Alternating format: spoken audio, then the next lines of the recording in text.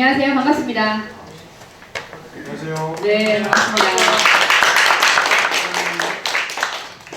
제가 세미나를 여러 차례 진행을 할 때 사실은 대부분 학부모님들께서 앉아 계신데 이렇게 학생들이 함께 하는 세미나를 진행을 하니까 제가 어저께도 동일한 멘트를 했어요, 사실은. 근데 오늘은 뭔가 뭉클하고 감동적인 느낌보다 사실은 조금 더 신나게 놀고 싶다라는 생각이 들 정도로 막 설레고 기대가 됩니다. 오늘 주식회사 영웅교육 영웅아카데미 고등부 주최 신송고등학교 내신전략 세미나에 오신 학생 학부모님들을 진심으로 환영하고요. 저는 오늘 세미나 사회를 맡은 영웅아카데미 기획실장 세라킴 김보미입니다. 반갑습니다. 오늘 이 날짜와 시간 선정에 있어서 많은 질문을 받았기 때문에 제가 세미나의 취지와 또 여러 가지 여러분들께 중요한 안내 사항들을 좀 말씀드리고 시작할 텐데요. 보통은 세미나 하면은 직장 생활을 하시는 분들을 배려해서 저녁 7시쯤에 많이들 합니다. 매년 저희가 진행하는 세미나도 저녁 7시 반, 7시에 진행을 해왔고요. 근데 왜 오늘 이 중요한 내신 대비 전략 세미나를 오후 2시에 하느냐라는 질문을 많이 주셨는데 어떤 학원생 유치를 위한 홍보를 위한 세미나가 아니기 때문입니다. 오직 신송고등학교 학생들에게 꿀팁을 전하기 위해서 학생들에게 가장 적합한 시간을 선정을 했습니다.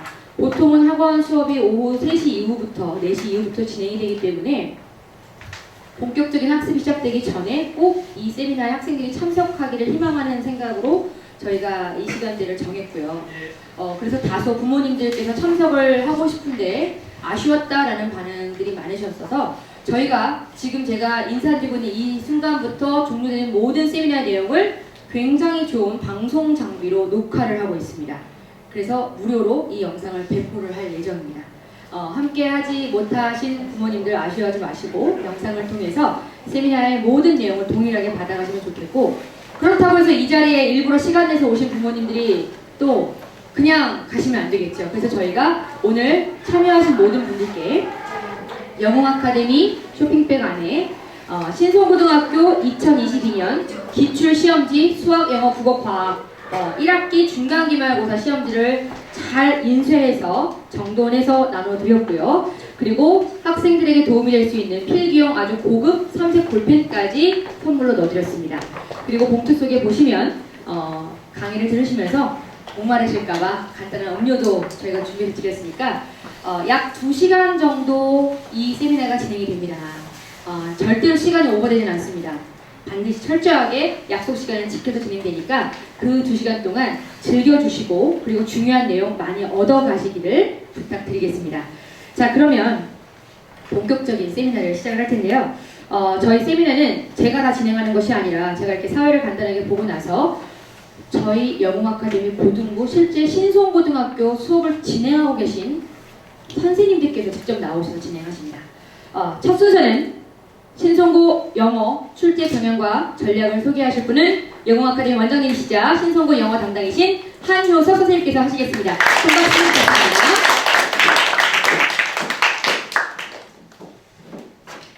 안녕하십니까. 일단 신송고등학교 입학하신 것 진심으로 축하드립니다. 남자 학교 중에서는 신송고등학교가 최고 인기 학교잖아요.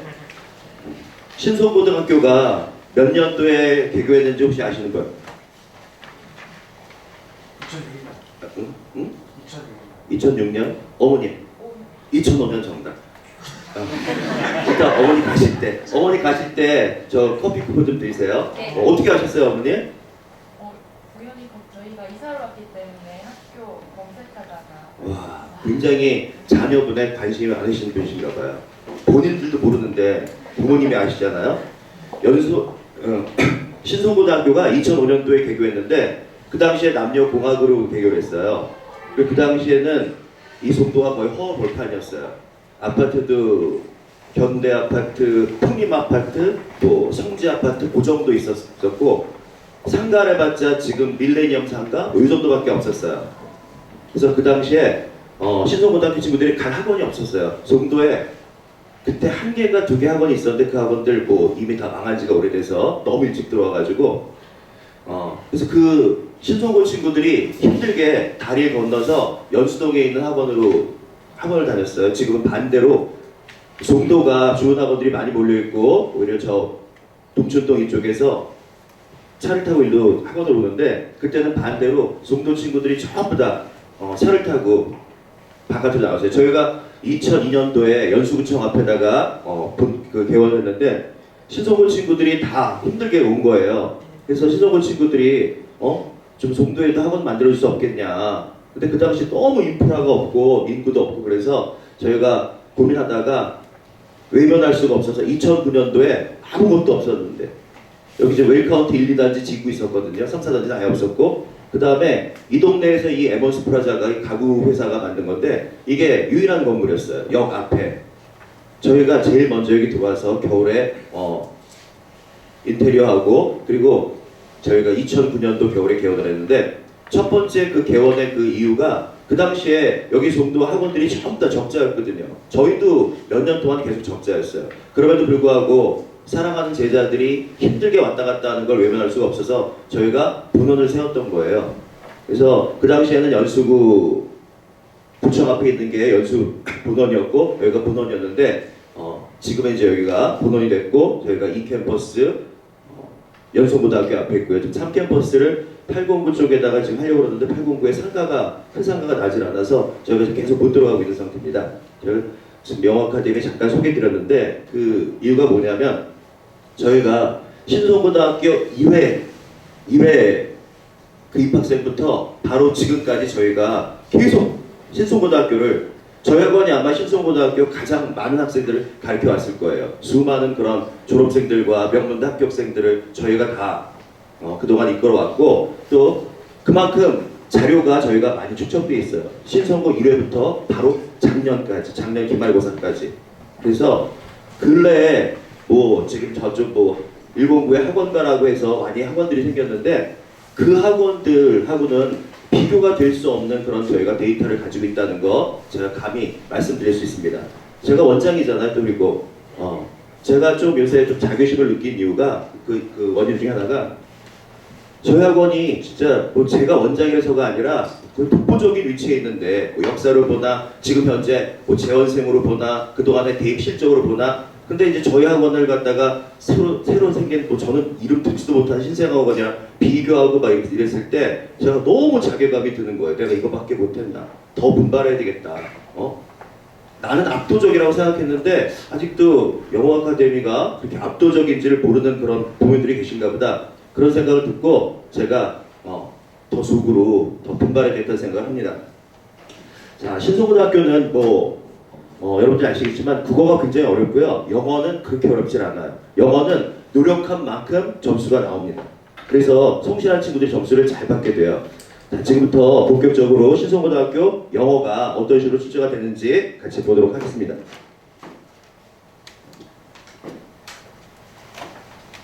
신송고등학교는 이건 대부분 학교들이 그런데 중간고사, 지필고사가 35% 대신에 기말고사가 35%, 수행평가가 30% 이렇게 들어갑니다.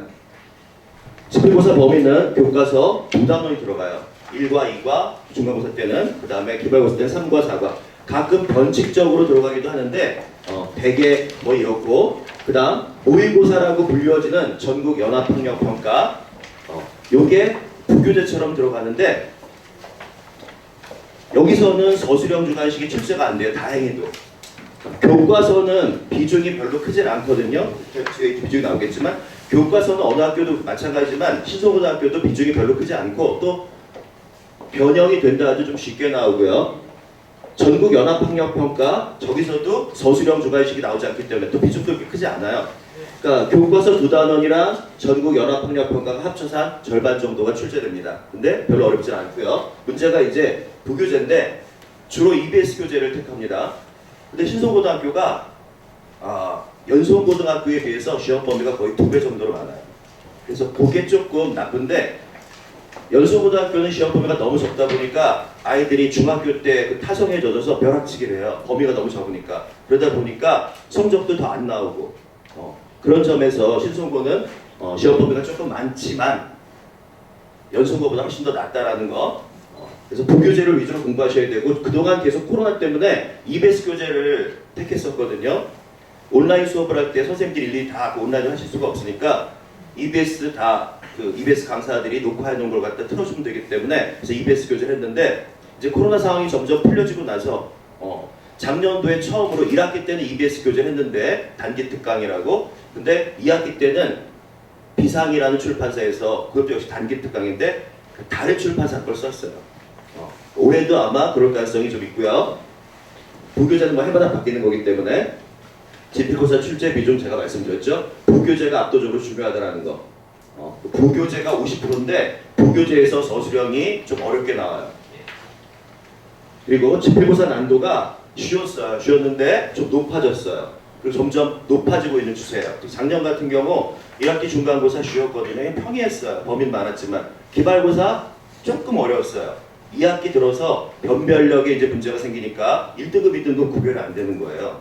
1등급이 전교 11등 4%니까 지금 올해는 지금 황금돼지뜰에서 인원이 많이 늘었기 때문에 아마 신송도 증원을 했을 거예요. 근데 작년 기준으로 전교 11등까지가 1등급인데 그 1등급, 2등급이랑 구별하기가 쉽게 출제하면 구별하기 힘들기 때문에 그래서 선생님들이 조금 난도를 높이기 시작했어요. 2학기 때 거는 조금 어렵다라는 거.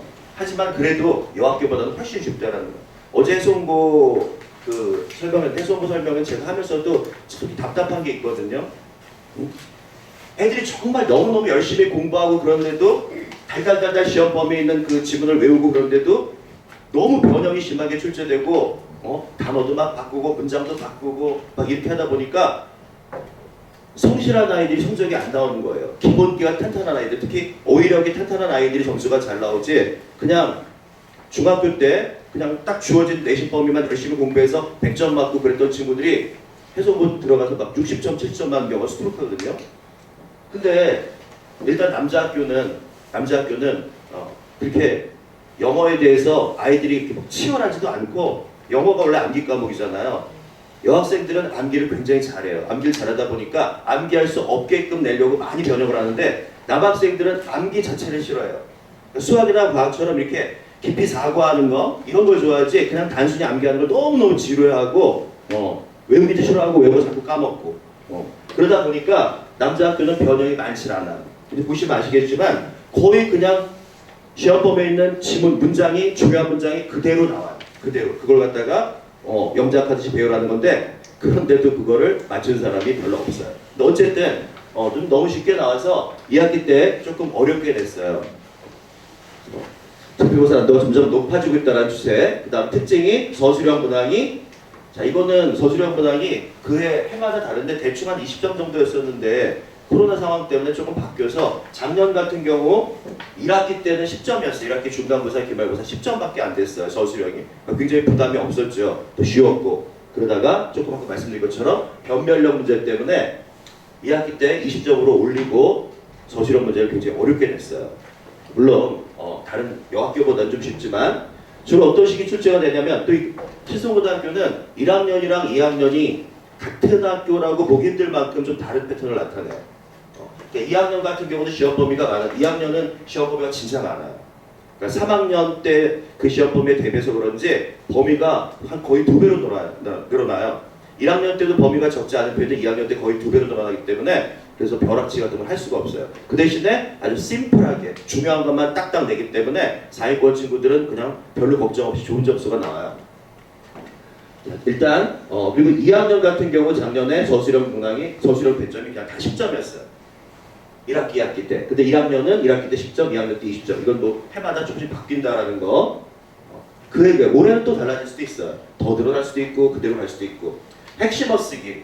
중요한 그런 하나의 핵심어를 갖다가 뭐 본문에 있는 단어를 변형했든지 아니면 첫 철자를 주든지 뭐 이런 식으로 출제하는 거예요. 쉬운 문제고요. 서술형 중에서 가장 쉬운 문제예요.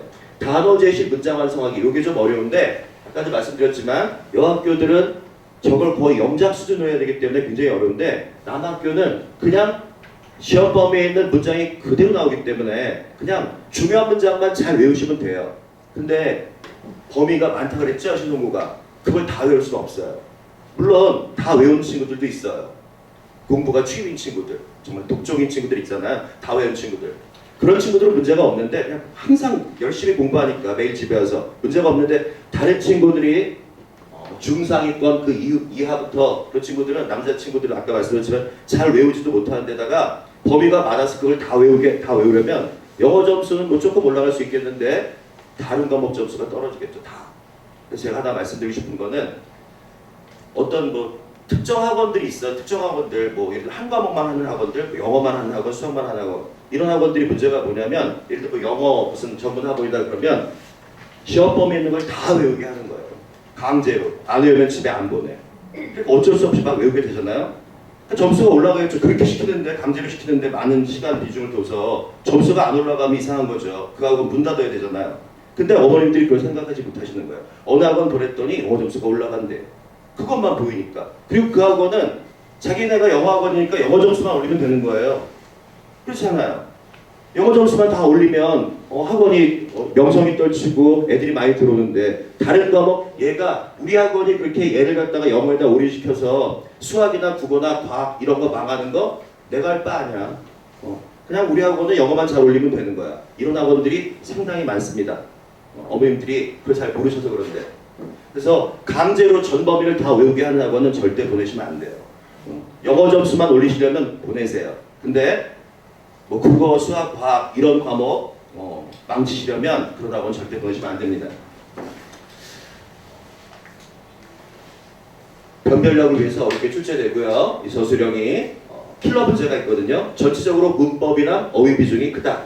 오지선 문항의 난도는 평범하고요. 원문 변형 출제 경향이 있는데 여학교들보다는 적다. 그리고 굉장히 상식적인 출제를 한다. 이게 굉장히 중요하거든요. 중요한 걸 출제해야 되는 거예요. 선생님이 수업하면서 야 이거 중요해. 이거 꼭 알아야 돼. 나 이거 낼 거야. 그러면 그게 나와야 되잖아요. 신성고등학교나 뭐 해성고등학교나 이런 학교들은 그걸 내요. 근데 해성고는 그거를 변형해서 내기 때문에 뻔히 중요한 거 알면서도 못 풀어요. 근데 신성고는 그대로 나오니까 수업 시간에 학교 수업 시간에 잘 들으면 좋은 점수를 받을 수 있어요. 그러니까 상식적인 출제를 한다. 그러니까 제가 같은 영어 선생으로서 봤을 때 신성고등학교 문제는 굉장히 깨끗해요. 클린해요. 지저분한 게 없어요. 어떤 학교라고 특정할 수는 없는데 어떤 학교는 선생님들이 자 이거 굉장히 중요해, 굉장히 강조했는데 시험은 안 내. 시험은 전혀 중요하지도 않은 주제문도 아니고 문법적으로 중요하지 않은 이상한 문장을 갖다가 배열시키고 이런 학교가 있어요. 이 정도 같네. 그럼 아이들이 얼마나 허탈하겠어요. 근데 신성고등학교는 그렇지 않다. 중요한 부분만 잘 외우면 된다. 아까 말씀드렸죠. 전부 다 외울 필요 없다고. 전부 다 외우게 하는 건 하수들이나 그런 거죠. 전문가들은 그렇게 하질 않죠. 중요한 문장만 딱딱 찍어서 이것만 외워, 이것만 외워. 물론 그렇게 해도 분량이 적진 않아요. 거기서 또 추려서 나오는 거니까. 뭐 저희 학원 선생님들이 뭐 저를 비롯해서 점장이가 아닌 이상 10개 나온 걸 10개 문장을 딱 찍을 수는 없잖아요. 서술형으로 만약에 뭐 4문장이 나온다 그러면 한 40개 문장, 40개도 많은 거 한 30개 저희는 그래. 저 같은 경우 30개 문장 정도를 외우게 하면 거기서 다 나와요 사실은. 뻔히 다 나오는데도 중하위권 애들은 못 풀어요. 학원에서 시험을 봐요. 테스트 하는데 그때 테스트는 잘 봐요. 근데 시험 전에 까먹는 거야. 다른 과목 시험도 있으니까. 영어가 첫날이면 그래도 덜한데 영어가 만약에 뭐 둘째 날, 셋째 날 되면 다른 과목 하나로 홀랑 다 까먹는 거예요. 그 전에 학원에서 다 통과했던 친구들이. 근데 4위권 친구들은 그렇지 않겠죠. 꾸준히 계속 외우니까 또 다른 친구들보다 또 암기력도 또 있으니까 그걸 기억했다가 그대로 풀기 때문에 그대로 다 찍어줘도 어떤 친구들은 다 맞고 100점 맞아오고 어떤 친구들은 뭐 50점, 60점 맞아오는 거예요. 수행평가가 있는데 이게 좀 중요하거든요. 남자 학교는. 남학생들은 수행평가를 저도 남자지만 좀 어떨 때 보면 막 한심해 보여요. 여학생들은 꼼꼼히 챙기는데 남학생들은 수행평가 보는 날 아는 친구도 있어요. 학교 갔더니 수행평가. 미리 그 전부터 한 2주 전부터 예고를 했는데 뭐 다른 수행평가는 모르겠지만 어휘가 거의 한 400개, 500개 정도를 줘요. 학교에서 프린트를 날아주는데 그걸 어떻게 전날 외워요? 외울 수가 없어요. 그러니까 미리미리 꾸준히 평상시에 공부한 친구들, 그런 친구들이 점수가 잘 나오겠죠. 이거는 어휘 시험은 이거는 정성평가, 정량평가이기 때문에 여기서 점수가 나고요. 수행평가 아까 보셨죠? 30%가 된다고. 어머님들이나 아버님들은 그냥 중간고사, 기말고사, 지필고사 점수만 그것만 중요하게 생각하시고 그게 눈에 보이니까 수행평가는 몇 점 받았는지 모르세요. 그리고 물어보지도 않으시고 애들 얘기도 안 해요. 중학교 때 어머님들 자녀분들이 오늘 수행평가 봐 뭐 이렇게 말하는 친구들 보셨어요? 여학생들은 모를까 남학생들은 거의 그렇지 않을 거예요. 본인도 모르는데 학교 가니까 아는데 오늘 수행평가라는 거. 그래서 수행평가 어휘고 그 다음에 신성고 중요한 그런 구문이 있어요. 구문 한 50개 정도를 미리 줘요. 이것도 그 50개 중에서 랜덤으로 5문장에서 시험을 보는 거예요. 지정된 날짜에. 단어보다 이거 외우기가 더 힘들겠죠. 문장이니까 50문장을 주니까. 전엔 뭐 100문장도 주는데 요새 한 50문장 주더라고요. 50문장에서 5개 랜덤으로 내기 때문에 50문장을 다 외워야 되는 거예요. 그러니까 문법적으로 중요한 부분이에요. 그러니까 그거는. 그래서 이게 굉장히 영어 학습에 도움이 되는 건데 여기서 애들도 점수가 다 깎여요. 여기서 단어도 안 외운 애들이 문장 50개 외우겠어요. 그리고 문장 50개 내일 수행평가인데 전날밤에 50개를 어떻게 외워요? 상위권 애들만 평상시에 외웠다가 5개 랜덤 넣으면 다 쓸 수 있는 거야. 수행평가 점수 차이가 되게 많이 나요. 남학교에서. 여학교에서 수행평가 점수 차이가 별로 안 나는데 남학교는 많이 납니다. 그래서 중간고사, 기말고사 아무리 잘 봐도 어떤 어머님 그래요. 중간고사, 기말고사 90점 넘었어. 잘 받은 줄 알았는데 나중에 최종 점수가 안 좋은 거예요. 수행평가 30%를 어머니들이 생각을 안 하신 거예요. 수행평가 비중이 남학교에서 크다라는 거. 이렇게 신성고는 어휘시험이랑 그다음에 구문암기 시험이 나옵니다. 물론 이것도 매년 바뀔 수 있는데 작년 기준에 그렇고 재작년도 그랬으니까 아마 올해도 그럴 가능성이 커요. 자, 이게 작년에 나왔던 시험지거든요. 잘 안 보이실 텐데 나눠드린 그 자료에 다 있어요. 보면 그냥 뭐 평범해요. 문제 이렇게 어렵지도 않고 뭐 보시다시피 뭐 내용 일치 문제, 제목 추론, 뭐 요지 추론, 흐름과 무관한 문장, 뭐 일치 문제, 그 다음에 순서 문제. 학생들은 뭐 이걸 계속 우리가 맨날 공부하는 거기 때문에 뭐 흔히 다 알 수 있죠. 문법 문제가 쭉 이렇게 3개가 나오죠. 여기까지는 지금 다 수능 유형이에요. 그러니까 대개 보면 신성고등학교는 오지선다형이 수능형으로 출제가 되거든요. 근데 작년도부터 조금 바뀌어가지고 이건 수능형이 아닌데 엇법 틀린 거 모두 고른 것. 그래서 이 5개 중에서 뭐 A, B, B, C. 이게 그나마 조금 어려운데 여학교에 비하면 이것도 쉬운 편이에요. 여학교는 이렇게 막 6, 7개 넣고 엇법 틀린 거 몇 개, 1번 0개, 2번 1개 미치는 거예요. 이러면 정확하게 모르면 풀 수가 없거든요. 근데 이렇게 심플하게 나와요. 모두 고른 거 이렇게. 그 다음에 또 어휘 문제들이 또 많이 나오죠. 요새 어법 문제보다 어휘 문제가 조금 더 어렵게 나오는 추세예요. 그래서 좀 고급 필러 문제들 가운데는 그 선지에 좀 고급 단어, 고1 이상의 단어, 고2나 고3 때 보는 그런 단어들이 그 선지에 나오기 때문에 조금 1등급, 최소 2등급 이상을 목표로 하는 친구들은 어휘력이 뒷받침해줘야 돼요. 어휘를 많이 외워야 돼요. 저희 학원 같은 경우 그래서 어휘를 많이 외우게 하거든요. 지금 뭐 저희 재원생도 있고 그렇지 않은 학생들도 있는데 대부분 학원들 보면 제가 이렇게 다른 학원들 시간표 보면 예비 고1 보면 뭐 문법 특강 뭐 아니면 뭐 그냥 독해 특강 기출 문제 풀이 뭐 이런 거를 하더라고요. 근데 저희는 그런 거 안 하고 뭐 저희 재원생들이 지금 증인이지만 저희는 서술형 대비 전문적으로 제가 직접 만든 책으로 해송고랑 신송고에 특화된 해송고 신송고 스타일로 그렇게 서술형 문제 그 책을 만들어서 그걸 진행했고요. 그 다음에 어휘 위주로 수업을 했어요.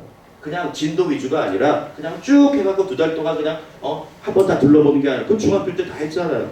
중학교 때 중2, 중3 때 고등학교 모의고사 유형 다 봤는데 그걸 예비 보일 때 또 반복할 필요는 전혀 없거든요. 저희는 그냥 어휘 2달 동안에 어휘 그리고 서술형 대비만 했어요. 지금도 그렇게 하고 있고 그래서 지금 어휘 비중이 점점 커지고 있다라는 거. 그리고 빅한 추론 문제 있죠? 다 수능 유형이잖아요. 빅한 문제가 5문제가 나왔었죠. 삽입 문제가 나오고 그다음에 또 다시 어휘 문제가 또 나오죠. 요쪽이 조금 어려워요. 그러니까 좀 일부러 어렵게 내는 거고. 그리고 여기가 이제 서답형이죠. 서답형 문제가 3개. 1학기 중간고사니까 10점. 그냥 단어 쓰는 거예요. 평이에요. 그 잘하는 친구들은 아주 쉽게 풀 수 있어요. 요게 이제 조금 문법을 가미해서 집어넣는 건데 이것도 별로 어렵지 않았고 다른 별로 어렵지 않은 건데 물론 틀린 질문 굉장히 많았죠. 그리고 이 문제가 이제 킬러 문제. 이게 주어진 단어를 갖다가 이렇게 배열하는 건데 이따가 자세히 보여드릴 거예요. 직접 비교해서 원문이랑. 이게 그나마 어려웠던 건데 이것도 4위권 친구들은 충분히 풀 수 있고. 1학기 중간고사 되게 쉬웠어요.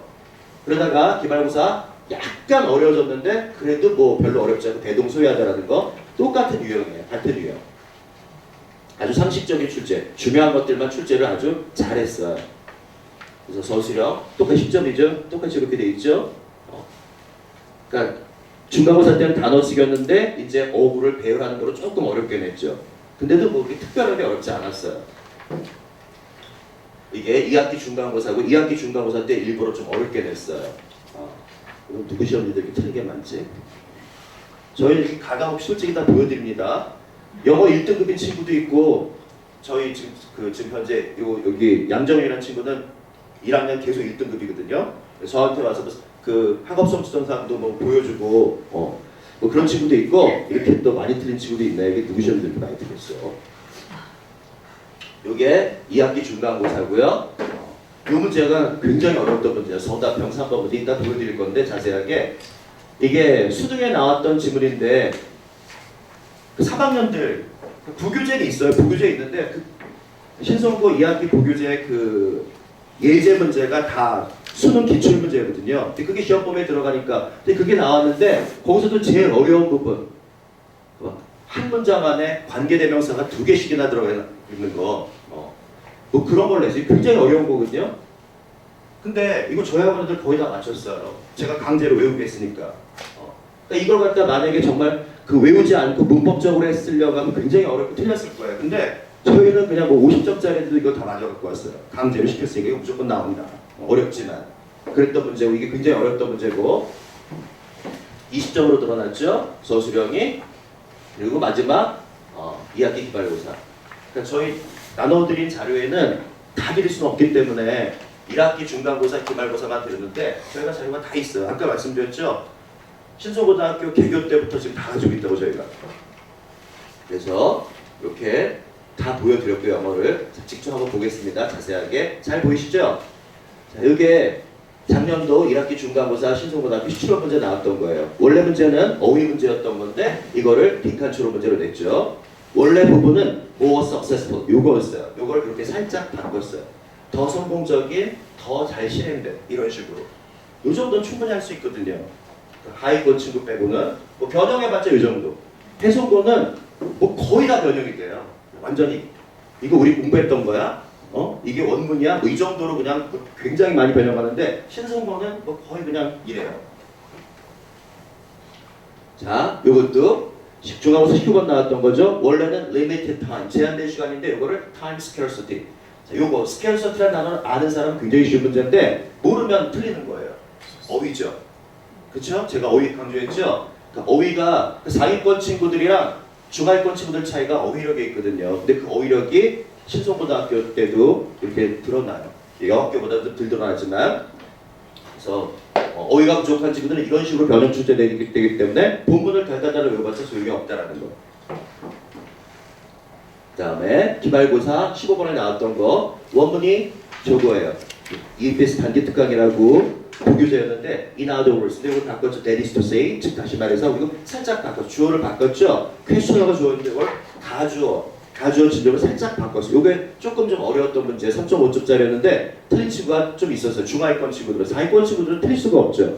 근데 중하위권 친구들이 틀린 이유는 이제 여기 선지에 많이 다르잖아요. 이게 좀 많이 변형한 편이에요. 근데 아까 말씀드린 이건 이 정도는 변형된 것도 아니라고. 여학교들은 변형이 엄청 심하기 때문에 이게 지금 신소고등학교 많이 변형한 거예요. 그래서 뭐 assumption이라는 단어, 뭐 predict 뭐 이런 단어, 뭐 기본적인 단어긴 하지만 이런 단어를 몰랐던 친구들은 틀릴 수가 있다. 이게 조금 신소고등학교에서 많이 변형된 형태고요. 그리고 2학기 중간고사 15번 15문제 원래 문제가 함의 추론이었는데 밑줄 친 부분에 숨겨진 의미가 뭐냐였는데 이거를 빈칸 추론 문제로 했는데 원래는 final customer 그러니까 고객을 해고하다 저게 숨겨진 의미가 뭐냐 이렇게 출제가 됐었던 건데 이거를 이렇게 변형해서 고객의 비합리적인 그런 요구를 컨트롤 통제한다 이렇게 살짝 바꾸죠. 단어 없고 별로 어렵지 않잖아요.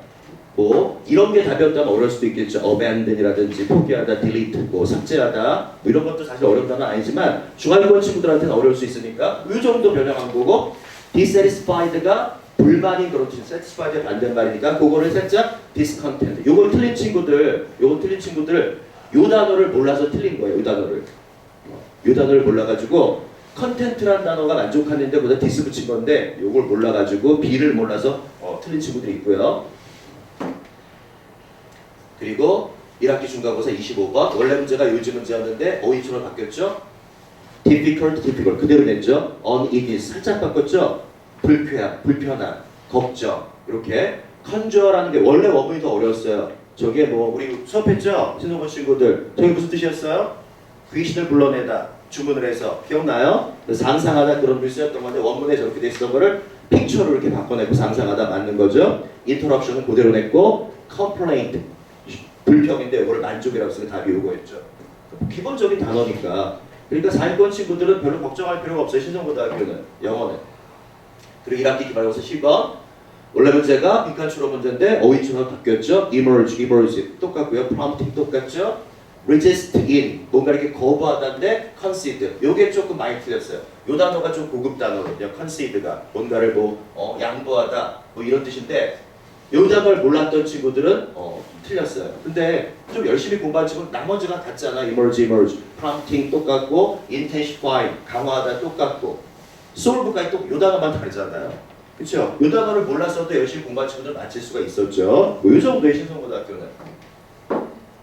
그리고 1학기 중간고사 서답형 원래가 제목 문제로 조부분이거든요. permit 허락하다 제한된 닫혀있는 그런 마음을 이렇게 폭넓히는 것을 막기 위해서 뭐 닫힌 마음을 뭐 허락하다 이렇게 돼 있던 건데 그대로 냈잖아요.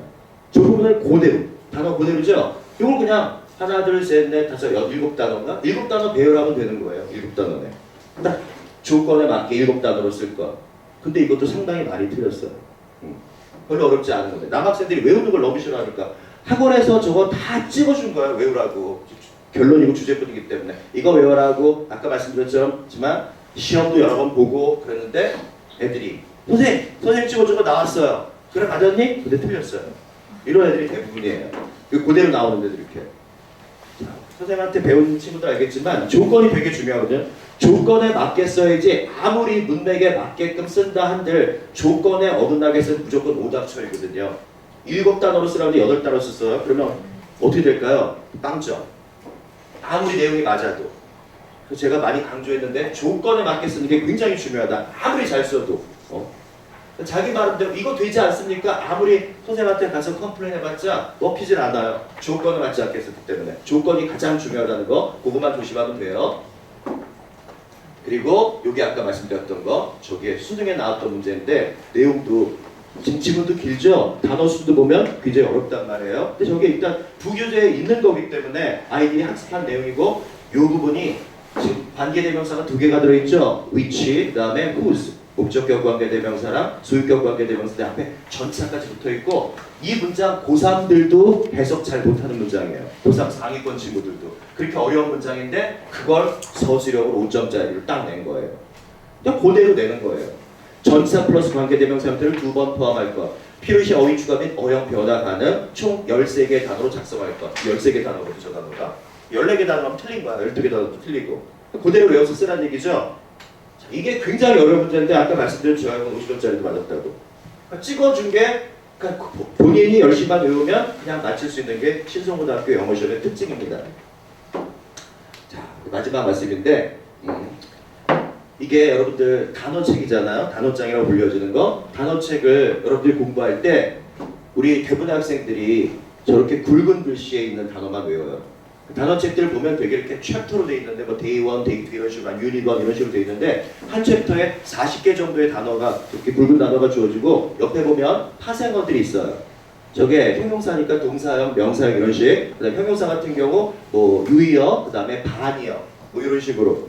제가 지금 인터넷에서 깨끗한 이렇게 예쁘게 된 이 그림 이미지만 제가 이렇게 다운받다 보니까 이렇게 좀 쉬운 단어인데. 조금 고급 단어 같은 경우는 여기 분량이 좀 더 많겠죠? 유의어, 반의어까지 이런 것까지 다 외워야 되는데 우리 학생들이 그냥 저것만 딱 외워요. 그래서 예를 들어 프로모트라는 동사가 있는데 프로모트 할 때 1번 뜻만 외우는 거예요. 뭔가를 증진하다.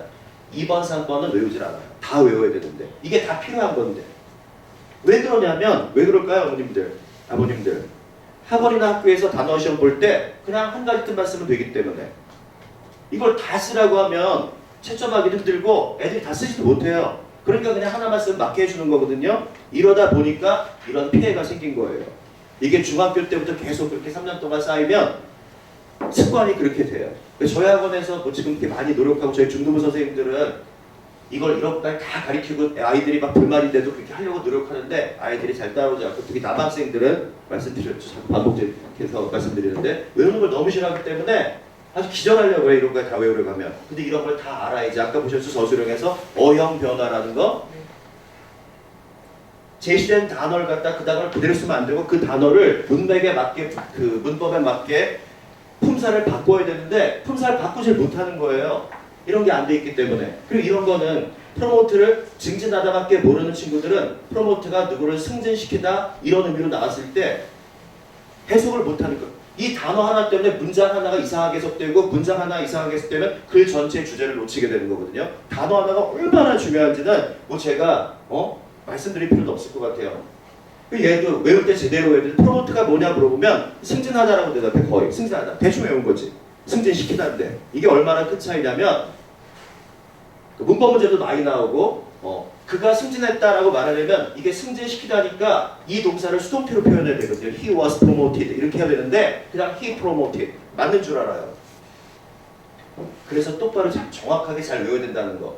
예문 외우는 것까지는 제가 바라지도 않는데 상위권 친구들은 예문까지 다 외우거든요. 굉장히 좋은 방법이에요. 예문을 외우는 게. 이 예문을 외워야지 또 예문 속에 또 다른 단어까지 같이 외우고 프로모트란 단어만 외우고 끝나는 애랑 이 안에서 herb, 약초, 식물, 다이제스천, 소화 이런 것까지 다 같이 외우게 되잖아요. 차이가 날 수밖에 없는 거예요. 그리고 이런 문장을 외움으로써 또 구문까지 알게 되고 이 단어가 이런 식으로 증진하다는 뜻만 게 아니라 승진시키다. 보셨죠? was promoted라고 홍보하다, 광고하다는 뜻도 있구나. 이렇게 문장을 통해서 체화가 되는 건데 프로모트, 증진하다, 끝. 단어 시험 통과 이런 식으로 공부하고 또 며칠 남으면 잊어버리고 이런 식으로 단어를 갖다가 이렇게 휘발해요. 날려버린단 말이에요. 고등학교 때는 그런 식으로 공부하는 친구들이 굉장히 어렵다라는 거. 그나마 다행인 건 신소고등학교는 그렇게 어렵지 않게 나온다라는 거. 마지막으로 말씀드리고 싶은 거는 여러분들이 성실하기만 하시면 그리고 모든 문장을 다 외울 수 없잖아요. 선생님들이 그렇게 이거 중요하다 나온다라고 소위 찍어준 문장만 잘 외우면 신성고등학교에서는 뭐 100점도 얼마나 나올 수 있습니다. 그리고 저희 학원이 그런 찍기로 제일 유명한 학원이에요. 더 말씀드리고 싶은데 다른 과목도 있으니까 여기까지 마치겠습니다. 감사합니다.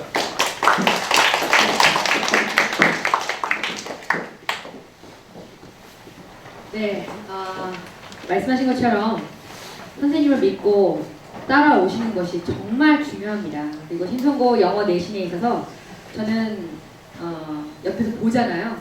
야, 진짜 찐이구나라는 생각을 많이 하게 돼요. 여러분들의 열심에 그리고 또 선생님들의 진정성까지 담아서 내신 점수 꼭 만들어낼 테니까 꼭 믿고 따라와 주시길 부탁드리고요. 아까 신송고등학교 개교년도 맞추신 어머님이 누구셨죠? 네, 제가 그래서 커피 쿠폰을 끝나고 혹시 까먹을지 모르니까 미리 드리겠습니다. 어머니 축하드립니다. 네. 네, 이 시간에는 신송고등학교 수학 출제 경향과 전략을 들어보실 시간입니다. 강연으로 고등수학과의 최문경, 수강기호 수리 선생님께서 강연해 주실 텐데요. 정말 재밌는 분입니다. 기대하고 큰 박수 부탁드리겠습니다.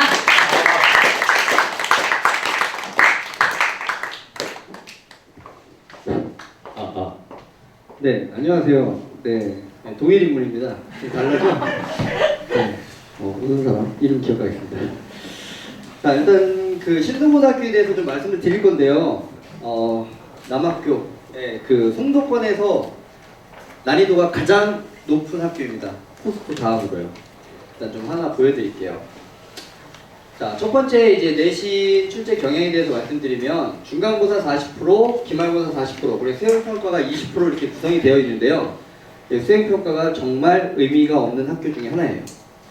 수행평가 어느 정도 의미가 없냐면 이제 뒤에 가서 말씀을 드릴게요. 지필고사의 범위는 방학식부터 이제 부등식까지 해서 송도에서 제일 범위가 많습니다. 모든 학교 중에서 유일하게 조금 범위가 많고요. 일단 지필고사 비중은 이제 부교재 그 작년에는 1등급 수학이라는 이제 부교재를 선정을 했어요. 그런데 이제 그 선정을 했는데 좀 망했죠. 왜 망했냐면 1등급 수학이라는 교재 자체가 기본서가 아니거든요. 심화서예요. 그러니까 심화서인데 1등급인 친구들부터 9등급인 친구들까지 이 교재를 풀리려고 하니 선생님들이 모든 문제를 다 풀어줘야 되는 거잖아요. 그러니까 선생님들이 이제 화가 나신 거죠. 앵간히 질문을 해라.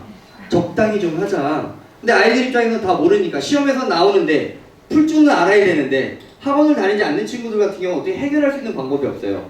그래서 중간고사 때만 좀 약간 좀 연계율을 높여놨고 이제 기말고사 때는 1도 쓰지 않았습니다. 원래 기말고사 단원이 이제 친구들도 아시겠지만 직방, 원방, 그 헬 구간이거든요. 그래서 이제 그 구간에서는 이제 출제하지 않았고요. 대표적으로 이제 신성고등학교 같은 경우는 모의고사 형태의 문제가 많이 출제가 돼요. 그래서 이제 교과서, 이제 학교 프린트, 학교에서 이제 나눠주는 학습지를 주는데 그 학습지 자체가 모의고사예요. 그 모의고사 학습지에서 좀 출제가 되고요. 그 다음에 그 모의고사 고난도 문항, 이제 흔히 얘기하는 킬러 문항, 준 킬러 문항을 좀 변형해서 좀 출제를 하고 있습니다. 제가 봤을 때는 가장 시험지답게 출제하는 학교예요. 그래서 1등급 커트라인은 80점 초반, 81점에서 84점 사이로 형성이 되고요. 학년 평균은 40점 중반 정도로 형성이 돼요. 그래서 이제 좀 이제 첫 중간고사를 보면 이제 부모님들께서 좀 많이 이제 첫째이신 어머님들, 아버님들 좀 놀라실 거예요. 엄마 나이를 맞춰오다니 이런 점수를 가져오니까 좀 거기서 당황하실 텐데 이제 그게 학년 평균이고요. 최고로 학년 평균이 낮았을 때가 31점까지 나온 적이 있습니다. 네, 31점이 나왔고 이제 1등급 커트라인이 72.8이었어요. 네, 그때 제가 가르치던 학생이 이제 68점을 맞아서 선생님 저는 한강으로 가겠습니다라고 얘기를 하더라고요. 그래서 일단은 결과를 보고 한강으로 같이 가자라고 얘기를 했는데 다행히 이제 2등급이 나오긴 했는데 이제 그 정도로 시험 난이도는 이제 점수에 너무 연연하지는 마셔라 라는 걸 좀 말씀을 드리고 싶습니다. 지필고사 난이도는 상당히 높아요. 그리고 이제 그 최상위권 학생들이 좀 많습니다. 그러니까 과고, 그 다음에 국제고, 그 다음에 이제 뭐 예를 들어서 이제 하늘고 이런 쪽을 좀 준비했다가 좀 약간 좀 살짝 이제 발을 잘못 디딘 친구들, 이런 친구들이 좀 많이 몰려있기 때문에 아무래도 좀 지필고사 난이도가 높고요. 1등급이 좀 탄탄하게 구성이 되어 있는 학교 중에 한 명이에요. 처음 가서 내가 첫 시험에서 1등급이다. 그럼 그 친구는 고3까지 1등급입니다. 변하지 않아요. 불변의 진리죠. 그래서 첫 시험에서 사활을 걸고 1등급을 맞는 게 가장 중요한 목표이기도 합니다. 지필고사는요, 아까 말씀드린 부교재 이제 출제 비율을 높였으나 이제 너무 아이들이 어려워하고 그다음에 학원을 다니지 않는 아이들이나 선생님들이 모든 문제를 다 풀어줘야 되기 때문에 그 부교재를 이제 아마 올해는 제가 예상하기로는 부교재를 다시 없앨 것 같고요. 또 학교 학습지 프린트물로 좀 진행이 될 것 같아요. 그래서 이제 부교재를 아무리 많이 풀었어도 시험은 똑같이 나오지 않거든요. 제일 많이 이제 착각하는 게 연계율인데 수능도 EBS 연계율이 뭐 60%다, 40%다 이렇게 얘기를 하는데 EBS 문제집에서 똑같이 나오진 않죠. 유형이 나온다는 거기 때문에 그 부분을 잘 아셔야 되고요. 그 다음에 이제 수행평가, 아까 제가 전혀 의미가 없다고 말씀드렸는데 어느 정도 의미가 없냐면요. 이제 그 여기 보시면 이제 성의만 있게 내면 무조건 만점. 중간기말고사만 잘 보면 된다라고 되어 있는데 이게 어떤 의미냐면요. 얘는 중요해요.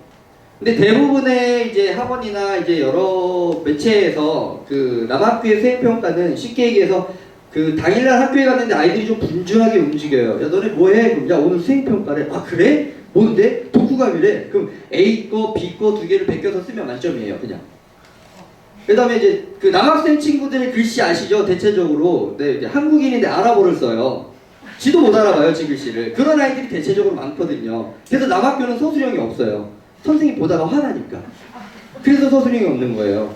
왜냐면 발가락을 썼는지 손가락을 썼는지 아랍어를 쓰기 때문에 확인을 할 방법이 없는 거예요. 근데 답이 맞아요. 그 맞았다고는 해줘야 되잖아요. 중간 과정이 없으니까. 그러니까 그냥 맞았다고 하니까 그냥 서술형, 서답형으로 다 바뀌었습니다.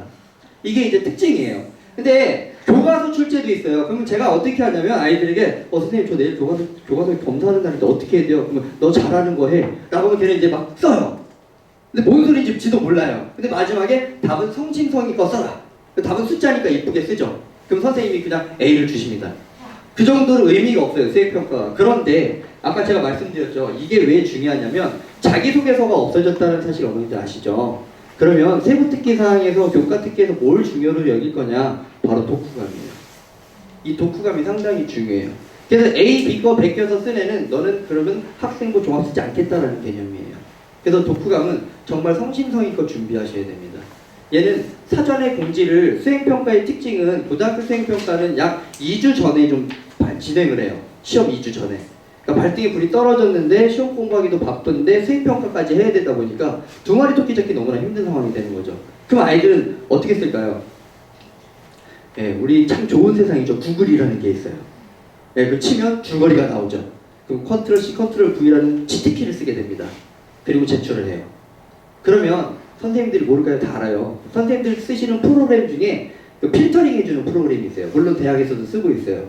그러면 특정한 단어를 치게 되면 떠요. 그럼 이제 걔는 이제 마이너스가 되는 거죠. 물론 수행은 만점 받지만 세부특기 사항에서 이제 학생부 그 생기부에는 좋은 영향을 미치지 못하겠죠. 그래서 성심성의껏 독후감을 준비하시는 거 저는 좀 추천을 드립니다. 좀 시험지를 한번 보겠습니다.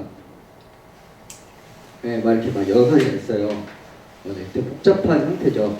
그래서 대부분의 1번부터 이제 4번까지, 5번까지가 첫 번째 페이지인데, 이거는 정말 뭐 중학생도 맞출 수 있는 정도의 수준으로 출제가 됩니다. 누구나 다 맞출 수 있고, 첫 번째 페이지를 푸는데 저는 지금까지 5분을 넘긴 친구는 본 적이 없어요. 누구나 다 빠르게 쉽게 풀 수 있는 교과서 형태의 문제고요. 그 다음에 이제 두 번째 페이지, 세 번째 페이지부터는 약간 살짝 부교재와 이제 응용된 형태로 출제가 되고요. 맨 마지막에 이제 객관식 두 문항과 그 다음 서술형, 서답형 맨 마지막 문항이 이제 킬러 문항이에요. 쉽게 얘기해서 모의고사 30번. 그 정도 수준으로 출제가 됩니다. 많은 시간을 거기에다 때려 넣어야지만 좀 답을 유추할 수 있는 그런 형태가 되죠.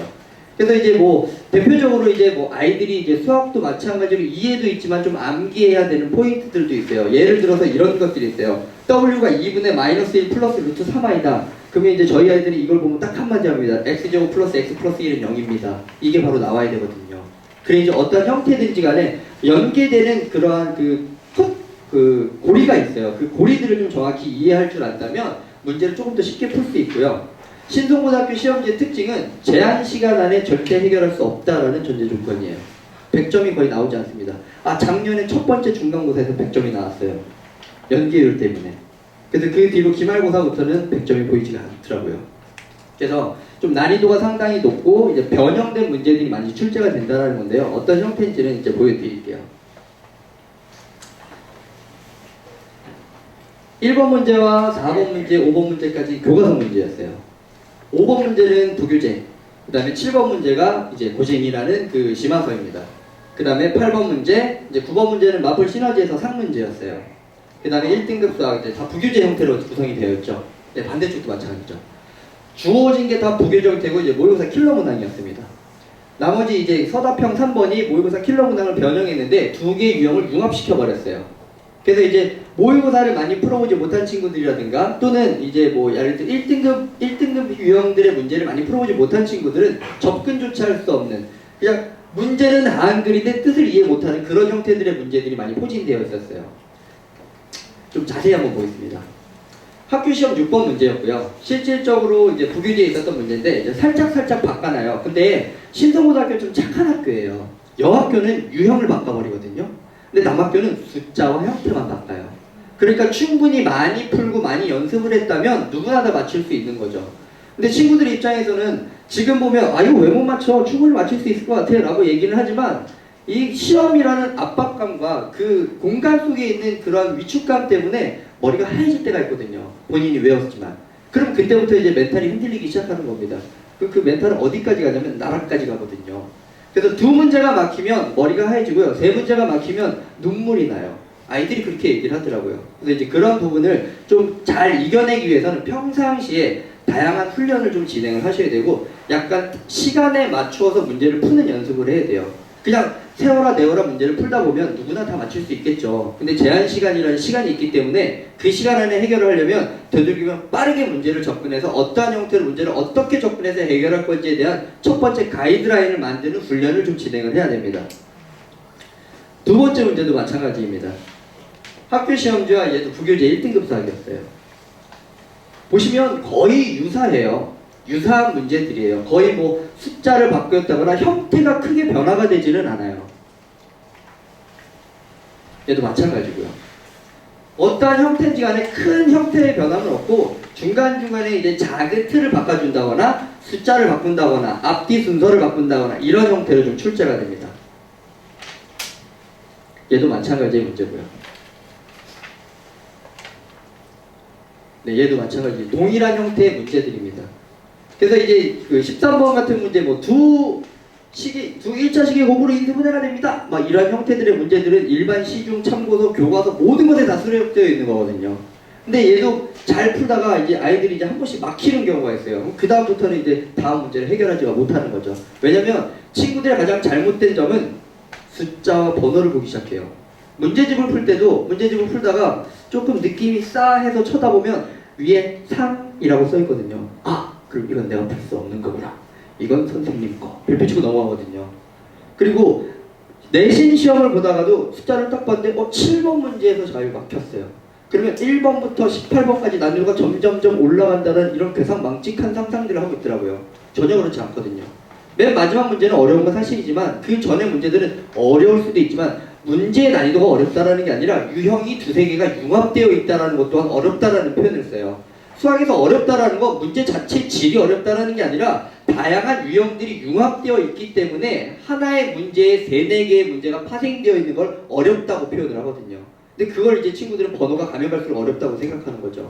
그게 정말 참 잘못된 생각입니다. 시험지는 비슷한 형태로 다 구성이 되어 있어요. 그래서 일반적인 부교재만 정확히 착실하게 풀었다면 이 중간고사 시험지에서 본인이 얻을 수 있는 점수는 3등급 점수대가 나왔을 거예요. 근데 실질적으로 3등급대가 나오지 못한 친구들이 정말 많죠. 왜냐면 실수를 하기 때문이에요. 계산 실수라는 걸 진행을 하거든요. 그럼 문제를 풀었어요. 풀었는데 열심히 잘 풀어서 답이 나왔어요. 근데 객관식이에요. 보기 안에 답이 없어요. 그럼 친구들은 무엇을 다시 할까요? 다시 풉니다. 다시 풀어요. 본인이 아는 문제니까. 그럼 다시 풀어요. 다시 풀어서 답이 보기 안에 있어요. 그럼 넘어가야 돼요. 근데 인간이라는 게 참 간사하게 못 넘어가거든요. 아닐 거야. 혹시 모르니 다시 한번 풀어봅니다. 그럼 거기서 답이 나오면 다행이에요. 그 다음 문제로 넘어가거든요. 안 나오면 또 풀게 되는 거죠. 무한반복 오토리버스를 하게 돼요. 그러다 보면 실질적으로 작년에 어떤 사례가 있었냐면 충분히 3등급 정도까지를 충분히 맞을 수 있는 친구인데 그 친구는 마지막 문제를 풀고선 선생님이 OMR을 걷어갔는데 그때 그 친구가 푼 문제가 10번이었어요. 단 1번부터 10번까지밖에 풀지 못했습니다. 뒤에 문제는 손도 못 댔어요. 시간 개념이 없었다는 거죠. 본인의 그 강박감정 때문에 내가 아는 유형이고 정확히 내가 많이 연습했던 유형인데 안 풀리니까 2번, 3번, 4번, 5번 계속 푼 거예요. 그러다 보니 그 아이는 시간이 흘러간다는 사실을 모르는 거죠. 왜냐면 평상시에 45분은 정말 엄청 긴 시간인데요. 시험 볼 때 45분은 정말 눈 깜짝할 사이에 지나가는 시간이거든요. 그러다 보니 정신을 차려보니까 선생님이 갑자기 뒤에서 야 OMR 걷어와라. 부랴부랴 1번부터 10번까지만 딱 체크해가지고 왔더라고요. 그래서 걔는 딱 정확히 1번부터 10번까지만 정답을 맞았습니다. 그래서 5등급이 됐죠. 이러한 현상들이 나타나는 이유는 평상시에 훈련을 해야 돼요. 아, 시험에는 전 안 그럴 거예요. 아니요, 3살 버릇 8까지 간다 그러죠. 평상시 했던 버릇은요, 시험 때 똑같이 나옵니다. 평상시에 문제를 붙잡고 있는 친구는 학교 내신이 가도 똑같은 짓을 해요. 그럼 그런 친구는 문제 끝까지 절대 못 풀어요. 학교 내신은 총 21문항으로 구성이 되어 있어요. 21문제에서 22문제로 구성이 되어 있는데요. 문제 속의 문제까지 파악한다면 약 30문항이 수록되어 있는 거예요. 그럼 45분이라는 동안 30문항을 풀어야 되니까 그 시간이 촉박할 수밖에 없겠죠. 그러니까 버릴 문제들은 좀 버려야 되는데 그렇지 못하는 경우가 많죠. 그래서 최상위권 친구들 같은 경우는 맨 마지막 서술형 문제까지 도입했을 때 10분의 시간이 남지 못하면 만점 맞지 못합니다. 맨 마지막 문제는 최소 10분은 써야 되니까요. 그런 형태의 문제로 출제가 됩니다. 되게 다양한 형태들이지만 일반적으로 모든 교재나 어떠한 형태든지 다 다뤄보는 형태들의 문제들이에요. 전혀 낯선 문제가 거의 존재하지는 않아요. 이게 정말 함정이죠. 문제를 봤는데 문제가 낯설면 당황이라도 할 텐데 당황스럽진 않거든요. 다 봤던 문제거든요. 기본적으로 RPM이나 센이나 대표적인 유형서들에서 모두 수록되어 있는 형태이기 때문에 본인이 안다라는 교상망측한 착각을 하기 시작해요. 비슷한 유형이니까. 그러면 계속 풀게 되는 거죠. 그러니까 결론은 끝번호까지 못 보는 그런 불상사가 일어나게 됩니다. 대부분의 형태들이 다 아까 말씀드렸던 것이 동일한 형태를 가지고 있어요. 거의 부교재와 흡사하긴 했습니다. 부교재만 정확히 풀 줄 안다면 전혀 문제가 될 수가 없었는데 이제 시간 배분이라는 가장 큰 함정에 걸리는 거죠. 마지막으로 이제 좀 그 총평에 대해서 말씀을 드리자면, 네. 1등급 수학이라는 부교재에서 연계율이 60%나 되었어요. 정말 많이 나왔죠. 그리고 일반적인 교과서 부분에 대한 연계율 또한 포함이 돼서 이것만 착실하게 공부했다면 무조건 3등급이 나올 수 있었던 시험이었던 거죠. 근데 아까 말씀드렸다시피 시간 배분이라든가 본인이 안다라는 착각, 그러한 부분들에서 만들어졌기 때문에 좀 많은 점수대가 낮춰질 수밖에 없었어요. 그래서 아마 올해는 부교재를 사용하지 않고 아마 이제 그 학습지 형태로 사용이 될 텐데, 학습지를 이제 주차별로 나눠서 줍니다. 근데 그 학습지 자체가 난이도가 상당히 높아요. 그러니까 스스로 본인이 공부하기에는 좀 어려운 부분이 있을 거예요. 그러면 그러한 부분에 대해서 그냥 단지 풀 줄 알고 베껴쓰기 할 줄 아는 거에서 끝나면 안 되고, 그거를 자신이 어떻게 해결해야 되는 방향성에 대한 걸 정확히 인지할 수 있을 정도로 공부를 학습을 해야 된다는 거예요. 예를 들어서 어떤 형태의 문제를 푼다면 그 문제를 풀기 위해서 내가 어떤 개념들이 필요한지를 스스로 서술할 줄 알아야 돼요. 그 베이스를 가지고 문제를 접근해야지만 내가 원하는 정답을 뽑아낼 수가 있지. 그냥 일반적인 아무개나 막무가내로 문제 푸는 그런 빠른 시간 안에 번개불에 콩 볶아 먹듯이 그런 정도의 학습은 중학교에서만 멈춰있지 고등학교에는 전혀 통하지가 않거든요. 그래서 그러한 부분에 있어서 좀 다양하게 좀 깊이 있는 학습을 좀 진행을 해야 되고요. 그다음 하나하나를 학습을 할 때 왜 틀렸으면 틀렸는지, 그리고 그 문제를 어떻게 접근해야 되는지, 제일 중요한 건 문제의 접근성이에요. 접근성. 어떠한 개념을 가지고 접근하는지, 그 부분에 대해서 좀 약간 깊이 있게 공부해야 돼요. 그래서 저희 학원에서는 거기에 포인트를 두고 학습을 시킵니다.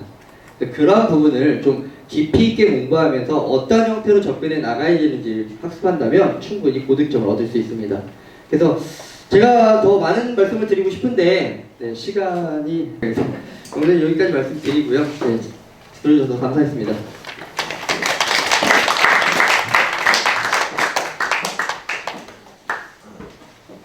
네, 우리 학생들이 진지하게 듣고 있는 뒷모습이 진짜 좋습니다. 세미나뿐만 아니라 저희 영어 아카데미 공간에서 이루어지는 모든 학습적인 액션들은 정말 제가 아까도 말씀드렸지만 마음을 담아서 합니다. 여러분들이 지금 이렇게 열심히 듣고 고등학교 입학을 준비하는 그 모습 저희가 꼭 기억해서 여러분들의 3년 대입 과정에 힘이 되어드리겠습니다. 자, 이어서 신송고등학교 국어 출제 경향과 전략에 대해서 들으실 시간입니다. 강연은 고등국어과 최환주, 수강기호 플린 선생님께서 해주실 텐데요. 나오실 때 큰 박수 부탁드리겠습니다.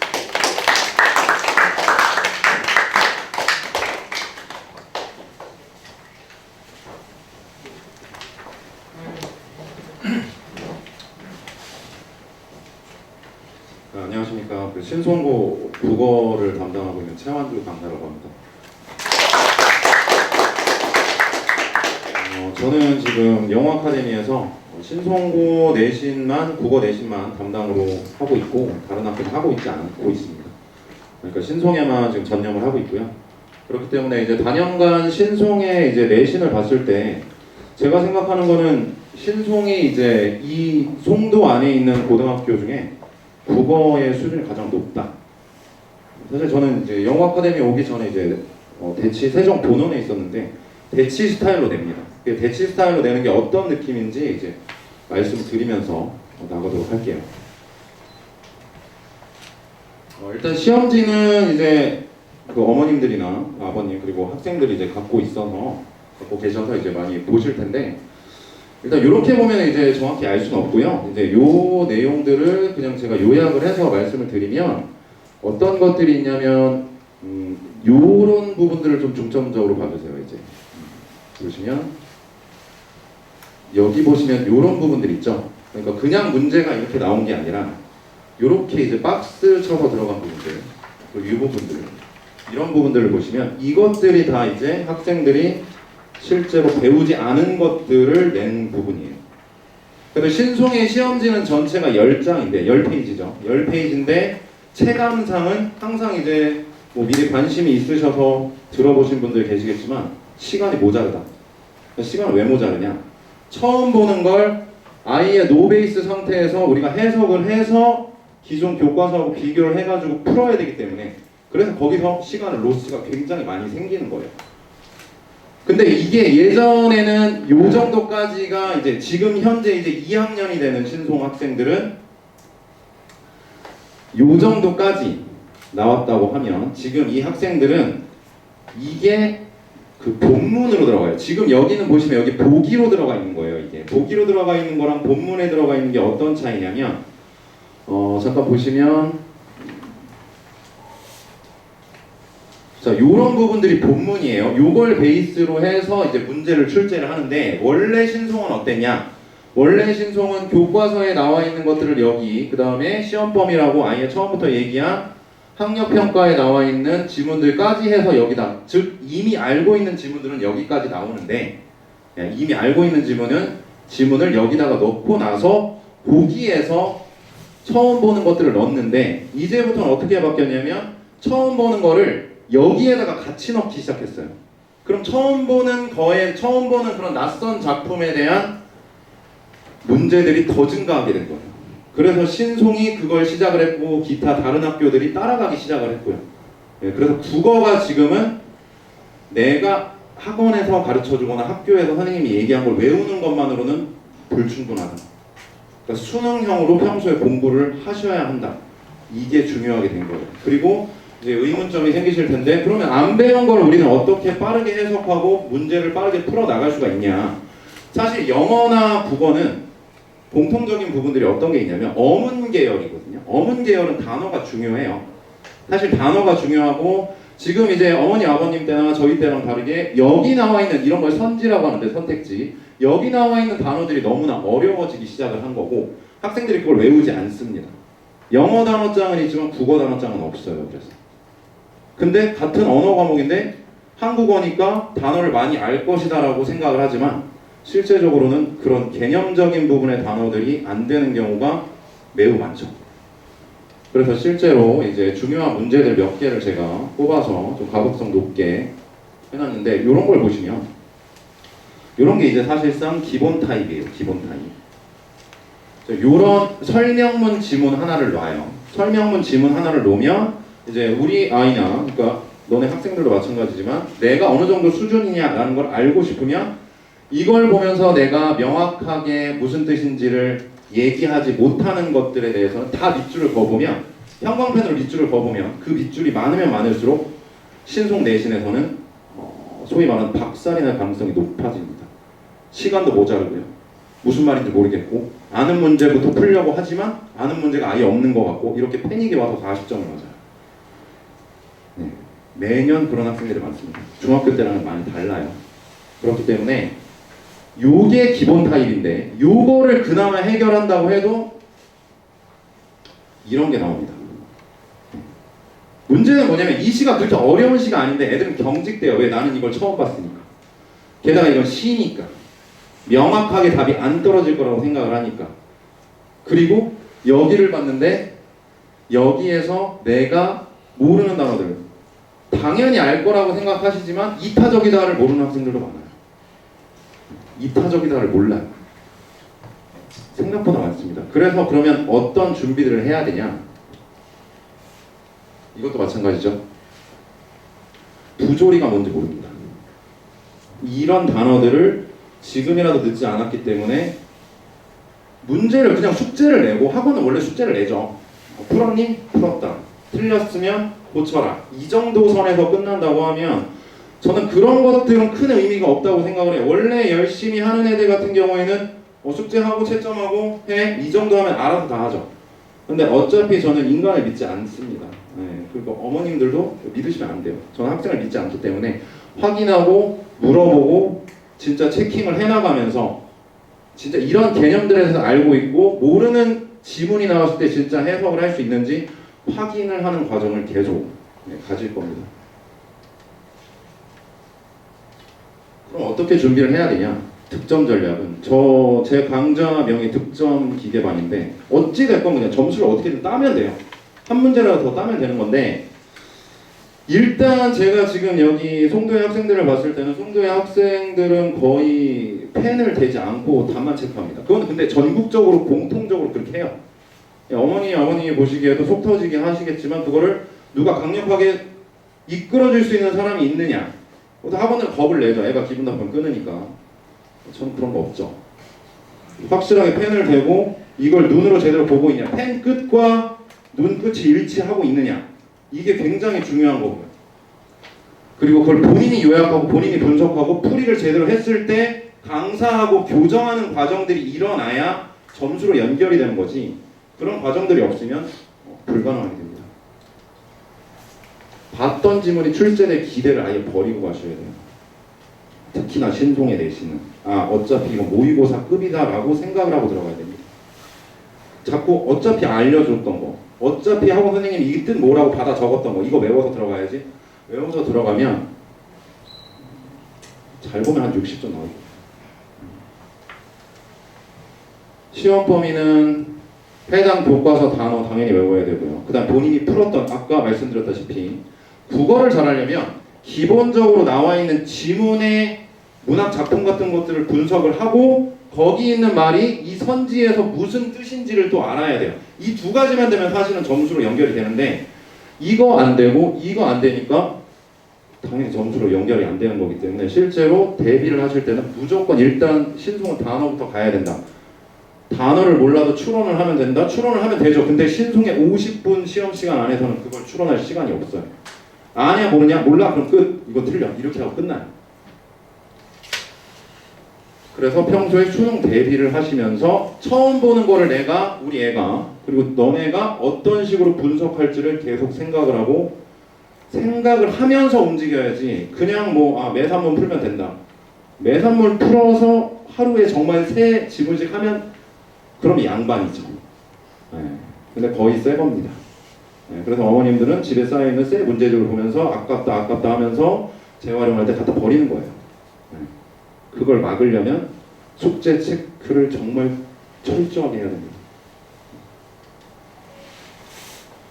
그래서 아까 말씀드렸던 것처럼 분석할 때의 생각을 강사하고 문답을 통해서 정확하게 체크를 해야 돼요. 누가 옆에서 물어봐줘야 돼요. 애들한테 질문하라고 한다고 해서 애들이 질문하지 않는 거 알고 있습니다. 질문하지 않죠. 저희 애가 적극적이지 않아서 질문을 안 해요가 아니라 원래 학생은 질문을 하지 않아요. 질문을 하는 애들은 이미 걔는 학원 안 다녀도 되는 애예요. 그렇기 때문에 찾아가서 타겟팅해서 확실하게 현재 상태를 체크하는 이런 식이 필요합니다. 이거는 집에서도 해주셔야 돼요, 사실. 강사와 학생과 학부모는 3명이 한 팀인데 보통 이제 학부모님들이 이제 맡겨놓고 그냥 끝내는데 그러면 좋은 성과를 기대하기 어렵죠. 왜냐면 부모님이 스폰서고 제가 감독이고 학생이 선수기 때문에 셋이서 함께 해야 됩니다. 그럼 이제 제 강좌에 대한 이제 말씀을 드리면, 평소에 수능 학평 낯선 지문을 해요. 평소부터 내신을 나가진 않아요. 어차피 특히나 신송 같은 경우에는 배워보지 않았던 거, 처음 보는 것들이 나오기 때문에 처음 보는 것들을 어떤 식으로 컨트롤하고 무슨 의미인지 파악하고 수능형의 형태 같은 것들을 어떻게 할 수 있게 만드냐, 이게 제 관건이기 때문에 평소엔 수능을 하고 5주, 길게 5주 그때부터 내신 대비에 들어가면서 나갑니다. 매주 과제 분석하고요. 풀이 방식 알려줄 거예요. 그리고 전담 매니저가, 저 같은 경우는 전담 매니저가 있어서 숙제만 정확하게 그걸 판단을 해서 집으로 보내드릴 거예요.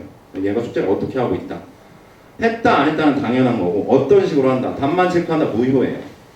당연히 무효입니다, 그런 거. 네, 평일에는 단어장을 암기하게 해요. 이 단어장은 어떤 거냐, 본인이 풀었던 문제에 있는 선지, 거기에서 모를 법한 거, 제가 판단했을 때, 제가 직접 판단했을 때 애들이 모를 법한 거 플러스 이것도 모를까 하는 거 추가해서 이렇게 낼 거예요. 그것도 모릅니다. 시험 대비 시에는 같은 교과서를 쓰는 전국의 고등학교, 전국 고교 기출 자체 기출 문제를 만들어서 합니다.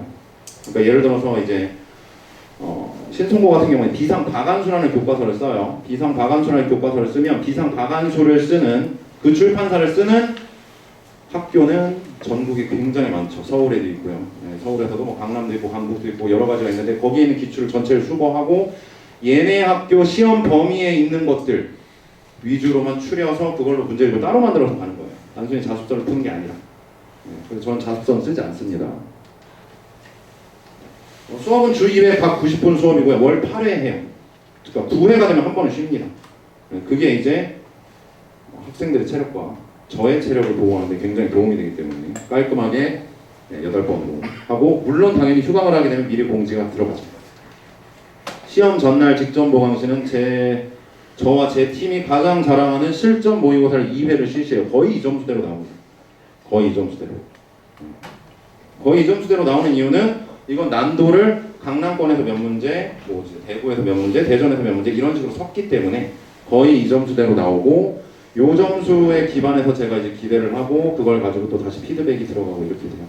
근데 이제 가장 중요한 거는 신성고 같은 경우에는 외부 지문이 그렇게 많이 나오기 때문에 3월 모의고사 때 어느 정도 학생의 좀 가닥을 잡을 수 있고 3월 모의고사 결과를 중요시하세요.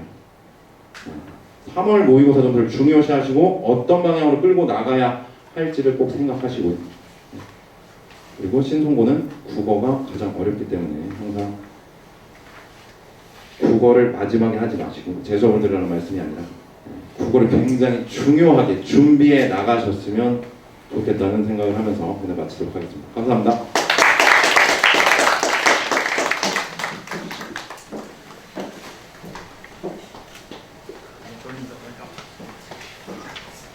네, 신성고 국어 정말 유명합니다. 저희 영웅 아카데미에는 국어 선생님이 무려 3분이나 계십니다. 그래서 오늘 강연하신 플린쌤, 입시 전략 실장으로 계신 박영민 선생님, 그리고 영웅 아카데미의 간판 강사 민티 선생님까지 계십니다. 그래서 여러분들 그리고 여기 계신 학부모님들께서 신성고 국어 내신 대비는 반드시 영웅에서 하시기를 제가 강력 추천드리겠습니다. 마지막 시간입니다. 신성고등학교 과학 출제 경향과 그 전략에 대해서 제가 평생 만났던 선생님들 중에 가장 웃기고 가장 유쾌한, 그런데 이런 언더스테이지에서는 가장 진중해서 정말 아리까리한 과학과 과장으로 계신 호남수 수강교 호튀 선생님을 모셔보겠습니다. 큰 박수 부탁드리겠습니다.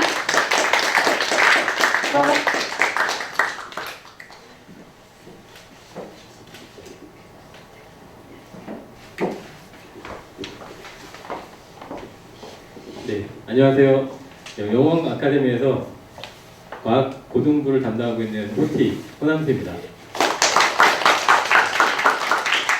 제가 아까 분명히 들어갈 때 오늘 버전은 진지라고 했는데 웃기다고 하시면 제가 안 웃길 수가 없는데 저는 이제 호티고요. 수학교가 호티인데 학생들이 좀 잘못 알고 있는 게 호떡 먹고 튀어라 이게 아니고요. 호남 선생님 과학 수업 듣고 성적 튀어올라라 이런 뜻입니다. 오해 없으시면 참 좋을 것 같고요. 자, 송도에서는 제가 지금 15년 정도 수업을 하고 있거든요.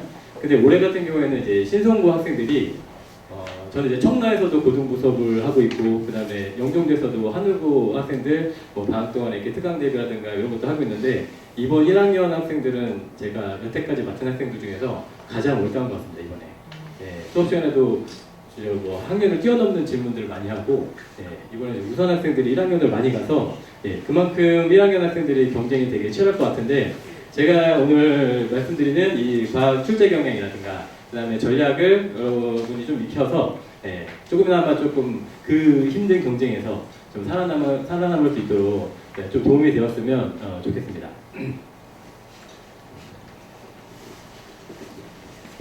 왼쪽이 좀 더 잘생겨서 이제 왼쪽으로 이동했습니다. 자, 그러면 이제 신성고등학교 기출 내신 출제 경향에 대해서 알려드릴 텐데요. 자, 첫 번째는 내신 산출 방식인데요. 중간고사가 이제 40%, 그다음에 기말고사가 40%, 그다음에 수행평가는 이제 20%입니다.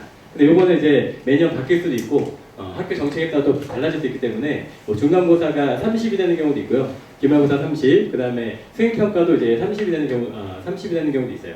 그래서 35, 35, 30이 되는 경우도 있으니까 한번 올해도 이제 경영하게 한번 보셔야 되고요.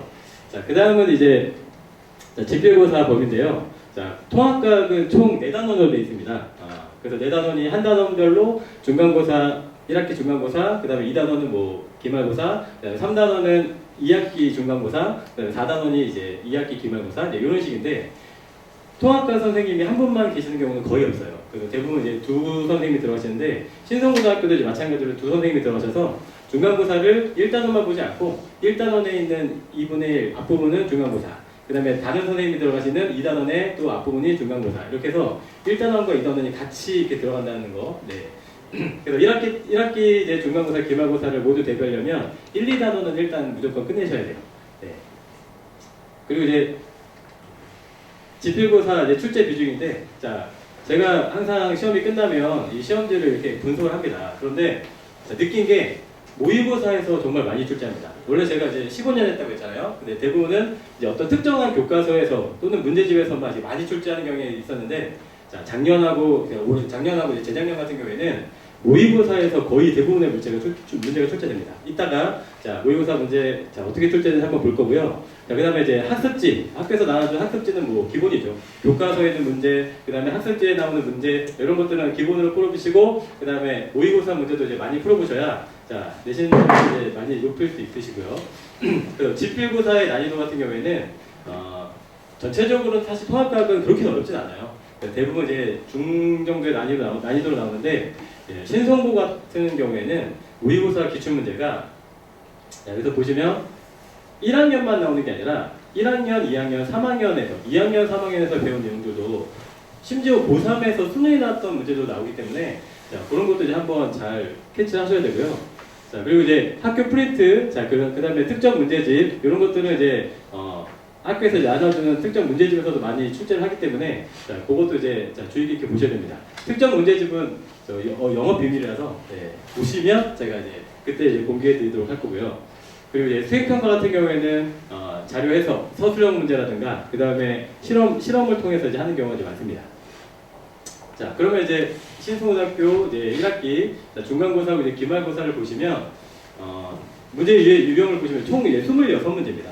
그러면 이제 25문제 기준으로 하면 한 문제당 이제 4점 정도가 되겠죠. 자, 그래서 26문제면 이제 마찬가지로 한 3점대 후반인데 하나만 틀려도 이제 점수가 많이 내려가죠, 그죠? 문제 수가 적기 때문에 자, 뭐 시험 문제를 푸는 데는 뭐 시간에는 그렇게 큰 지장이 없는데 전체적으로 지금 문제를 보시면 대부분 다 이렇게 기억 니은 디귿이죠.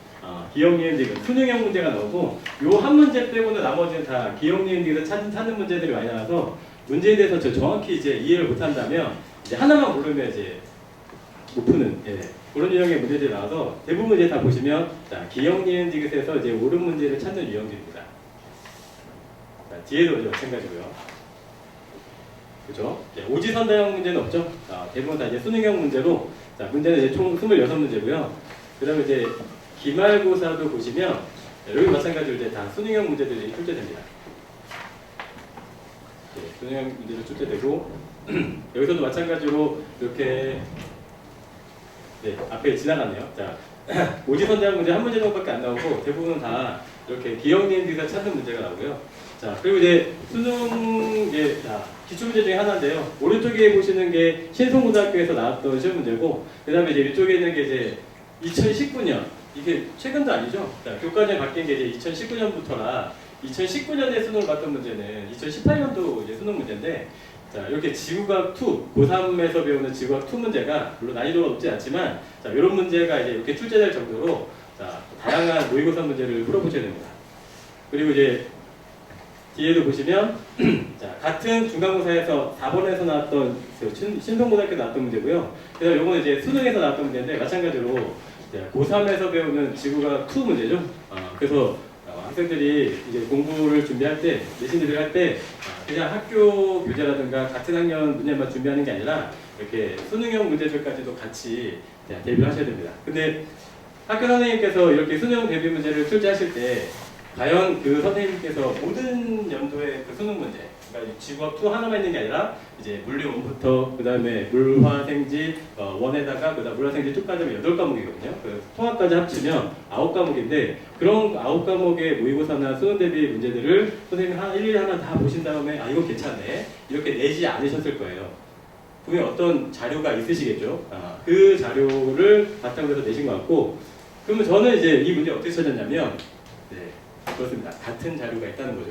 자, 그래서 자, 저도 이제 수업 시간 시험 대비를 할 때 이런 수능형 문제들 이렇게 모아져 있는 자료들을 학교생 같은 자료를 지금 쓰고 있으니까 이제 많이 유리하죠. 그래서 이거를 이제 시험 때 학생들과 같이 할 거고요. 그리고 이제 또 다른 문제 보시면 요거는 이제 1학년 모의고사에서 출제했던 문제고, 요거는 이제 학교 신송에서 나왔던 문제인데 모의고사 문제가 20문제입니다. 20문제인데 가장 어려운 문제가 제일 뒤에서 나오는데요. 그 중에서도 이제 20번 문제면 제일 어려운 문제거든요. 제일 어려운 문제가 자 이렇게 나와서 1등급을 가르는 약간 킬러형의 문제들도 나온다는 거. 자 그리고 네, 마찬가지입니다. 예.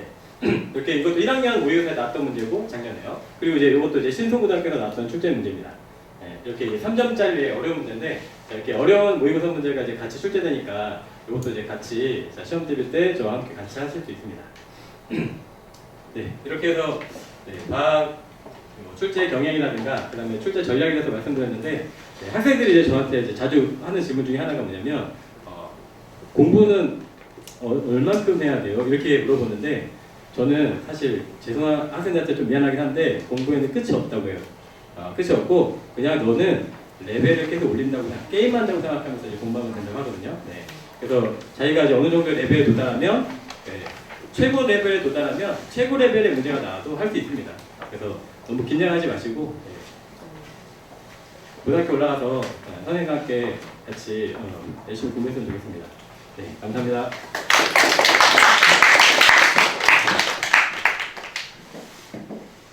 네, 말씀드렸듯이 저희 영어 아카데미에서 진행하는 모든 강연과 이런 세미나 등은 여기 앉아 계신 분들의 시간을 정말 소중하게 생각하기 때문에 시간이 오버하는 게 아니라 세련되게 이렇게 일찍 끝냅니다. 너무 좋으시죠? 2시간 예상했는데 1시간 반 안에 이게 딱 끝나는 이런 세미나 너무 좋죠? 마지막 시간으로 오늘 받으신 자료에 보시면 아까 오프닝 때 말씀드렸듯이 이번 세미나 때 저희가 신송고등학교 작년 기준으로 해서 영수국과 1학기 중간 기말고사 시험지가 정리돼서 있고요. 앞에 계신 우리 학생들 중에 봉투를 안 받으신 분들은 나갈 때 이 자료를 저희가 배부합니다. 걱정하지 않으셔도 되고요. 그리고 또 하나가 투명 파일에 2023 영어 아카데미 고등부 고1 단과 시간표가 있습니다. 이 안에는 고2, 고3거는 뺐고 영어 아카데미 고등부의 고1 시간표만 들어가 있어서 보시기가 훨씬 좋으실 겁니다. 맨 앞장이 수학, 그 다음 장이 영어, 국어, 과학 순으로 총 4페이지짜리 묶음이 하나 있고요. 그리고 낮장으로 수강 신청서가 한 장이 있습니다. 저희는 영어 아카데미는 고등부 단과 학원입니다.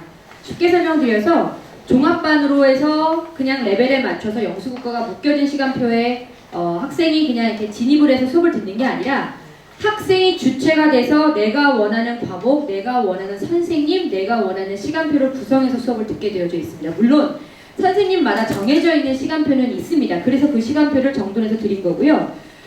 지금 강의 들으셨던 대로 각 과목별 담당 선생님들이 계시기 때문에 표를 참고하셔서 시간표가 충돌하지 않게 영어와 수학이 같은 날, 같은 요일, 같은 시간에 이렇게 부딪히면 안 되죠. 물론 이번 주는 저희가 시간표 조정 기간이기 때문에 내가 원하는 선생님과 과목을 적어서 내면 저희가 매니징을 해서 컨설팅을 해서 안내를 다시 드립니다. 오늘까지가 사실은 재원생 기준으로 1차 접수 마감일입니다. 오늘 참석해놓고 오늘 다 정리해서 제출하시기가 좀 바쁘실 텐데 저희가 하루 정도의 여유는 충분히 드릴 수 있기 때문에요. 그리고 오늘 혹시 이왕 학원 온 김에 담당 컨설턴트들과 좀 상담을 해서 시간표를 짜고 가고 싶다. 그것도 가능하십니다. 그래서 저희 상담실장님들이 같이 자리에 계시니까 원하시는 분들은 즉석 상담 받고 가셔도 괜찮을 것 같고요. 혹시 이 부분에 대해서 궁금하신 사항이나 또 어머님들께서 개별적으로 좀 문의하실 게 추가적으로 생기시면 오늘 행사 끝나고 나서도 자료 안에 신청서 안에 학원 캠퍼스별 연락처와 기획실장 직통번호가 기재되어 있습니다. 언제든 상담이 가능하시니까 부담 없이 연락 주시면 되겠습니다. 저희가 준비한 마음을 담은 신송고 내신전략 세미나가 이것으로 마무리가 될 텐데요. 2023년 고1 영혼과 함께 제대로 달려보시기를 적극 추천 그리고 강력 추천드립니다. 그리고 저희도 추천만 하는 게 아니라 최선을 다할 것을 다시 한번 약속드리겠습니다. 잘해주신 학생, 학부모님 여러분 감사합니다. 안녕히 들어가세요.